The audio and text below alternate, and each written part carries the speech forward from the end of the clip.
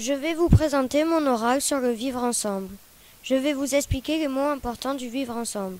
Le racisme est quand un groupe de gens ou une seule personne se moque de quelqu'un pour sa couleur de peau, cette personne se sent rejetée.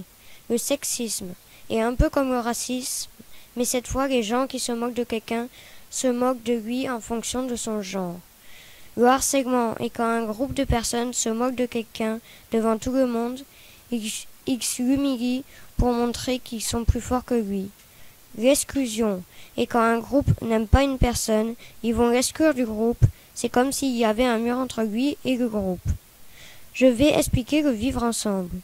Le vivre ensemble, c'est quand on est dans un groupe, on doit se serrer les coudes, c'est-à-dire on ne doit pas se moquer de quelqu'un du groupe. S'il se trompe. Le fair play, c'est quand on gagne un match, on ne va pas se moquer parce qu'il a perdu. La discrimination est de traiter quelqu'un différemment à cause de son handicap, son âge, sa taille, il va être défavorisé. Comment évolue le groupe du film Une incroyable équipe? Le groupe évolue en s'aidant les uns les autres. Ils s'entendent bien et font du travail d'équipe, mais au début du film, les élèves se moquent d'un pauvre, ne se parlent pas jusqu'à ce que le professeur coach vienne leur apprendre le football, qui est un jeu d'équipe où on doit s'entraider, communiquer et travailler en équipe. Ça leur a donné de la force et du courage.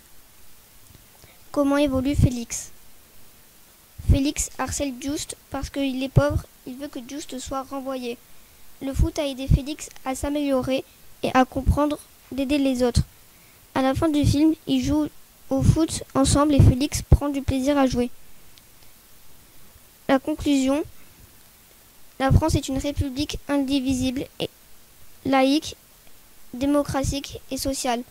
Elle assure l'égalité devant la loi de tous les citoyens sans